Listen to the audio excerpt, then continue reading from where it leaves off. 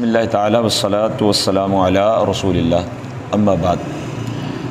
عید قرباں قریب ہے اور مختلف احباب مختلف سوال پوچھ رہے ہیں۔ جو سوال ابھی تک آئے اور کچھ وہ سوال ہیں کہ جو ابھی تک نہیں آئے، جو میں ضروری سمجھ رہا ہوں، ان کے جوابات دینے کی میں کوشش کرتا ہوں۔ آپ اس کو سنیے، یاد کیجئے اور آگے بھی دوسروں تک اس پیغام کو پہنچائیے۔ کون سا جانور کس عیب کی وجہ سے قربانی لگ سکتا ہے اور کون سا جانور کون سے عیب کی وجہ سے قربانی نہیں دیا جا سکتا؟ پاؤں کے والے سے سب سے پہلے سنیے کہ ایسا لنگڑا جانور جو چلتے وقت پاؤں زمین پر بالکل نہ رکھ سکتا ہو، ایسے جانور کی قربانی جائز نہیں ہے۔ اگر وہ چلنے میں اس پاؤں سے کچھ سہارا لیتا ہو تو ایسے جانور کی قربانی جائز ہے۔ اگر کسی جانور کا پاؤں کٹ گیا ہو تو ایسا جانور بھی قربانی کے قابل نہیں ہے۔ اگر جانور کے اکثر دانت ٹوٹ گئے ہوں کہ چارہ بھی نہ کھا سکتا ہو تو ان دانتوں کے ٹوٹنے کی وجہ سے اس کی قربانی جائز نہیں ہے۔ دانت ٹوٹے ہوں مگر ان دانتوں سے جانور چارہ کھا سکتا ہو تو اس کی قربانی جائز ہے۔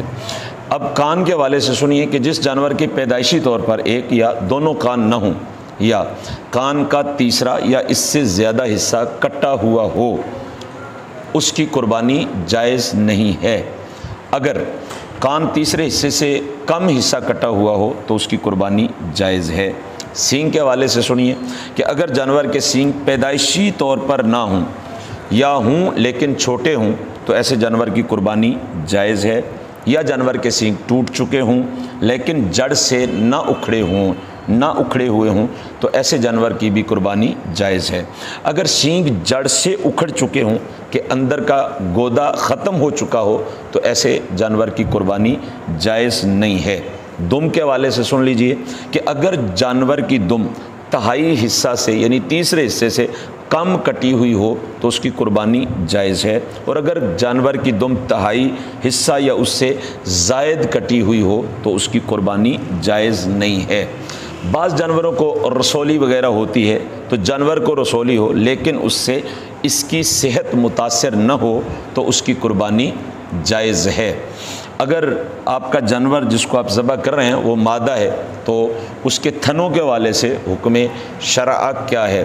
اونٹنی، گائے، بھینس، یہ تینوں جانور ان کا ایک تھن خراب ہو اور باقی تین ٹھیک ہوں تو ان کی قربانی جائز ہے، اور اگر انہی جانوروں یعنی اونٹنی، گائے اور بھینس کے دو تھن خراب ہوں تو ان کی قربانی جائز نہیں ہے۔